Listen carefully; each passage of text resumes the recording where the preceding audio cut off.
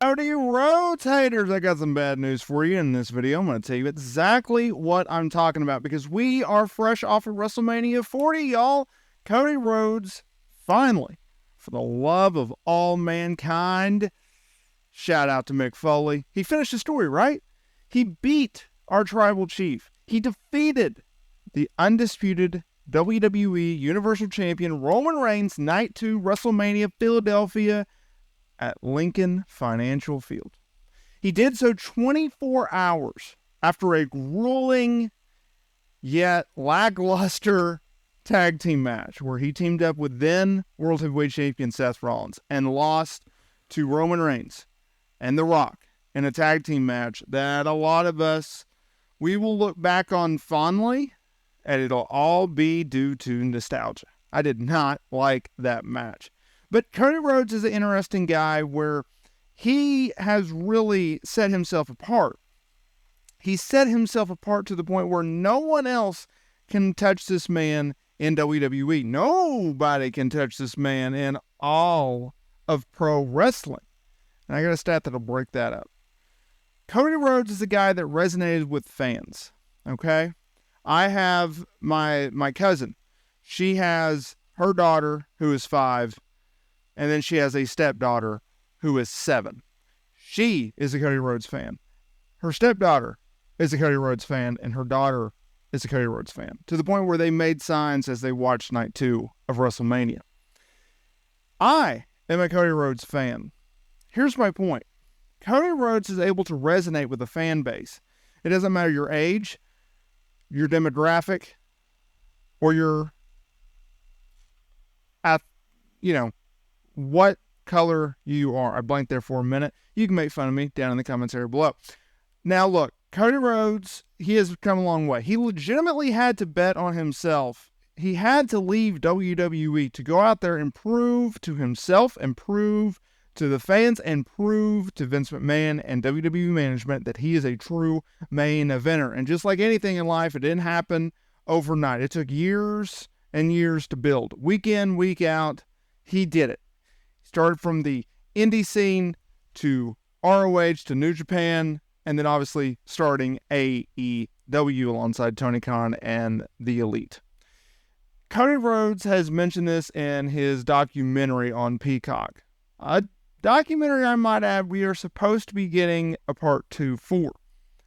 He talked about how one of the more important aspects to his independent run was being able to connect with the fan base, being able to go to all these little independents and being able to see each and every person in attendance, make eye contact with them, give them a high five, have an interaction with them that makes them a long-term Cody Rhodes fan, right?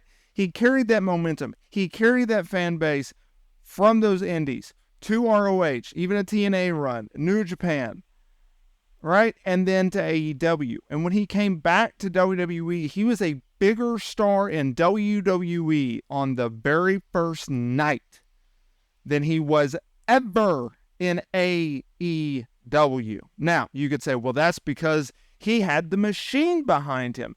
He had WWE behind him compared to AEW and Tony Khan's booking. Now, that's subjective, right? Obviously, WWE is the biggest wrestling promotion in the world, hands down. AEW doesn't even come close in that regard in this day and age. They came close in 2019 and 2020, but it's not really close anymore. There's a big gap there across every metric, ratings or live event attendance or gate or merch, media rights, right? Like, there's a huge gap. And so when you look at Cody Rhodes, now that he is champion, it makes you think what he can do going forward. Sean Ross Sapp of Fightful Select had a very interesting report noting that Cody Rhodes broke his WrestleMania 39 merchandise record from 2023. At WrestleMania 40 in 2024, when he defeated Roman Reigns to win the undisputed WWE Championship, he broke his own personal record. He sold over $1 million of merchandise in 3 days. He broke his own personal WrestleMania record in a rematch against a guy that he lost to the year before. He broke his own record. He sold over $1 million worth of merch. Y'all, that is John Cena level. That is The Rock level. That is Stone Cold Steve Austin level. That is Hulk Hogan level. And he's doing that at a time where you have Roman Reigns, one of the greatest WWE stars ever, in his prime, defending the championship. In his prime, had been the Universal Champion since 2020, had been Universal Champion for over 1,300 days. And Cody Rhodes outsold him. Think about that. So that only backs up the connection in which Cody Rhodes has with his fan base. That only backs up further fans loving Cody Rhodes. And that only further backs this idea that if you are a Cody Rhodes hater, you have any room to stand on in your argument as to why he is overrated. Cody Rhodes has that rare ability to connect with fans. And it's almost hard to explain. And I've thought, okay, why does he have such a connection, right?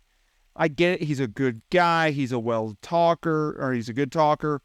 He is a father. He's a husband. He's a son.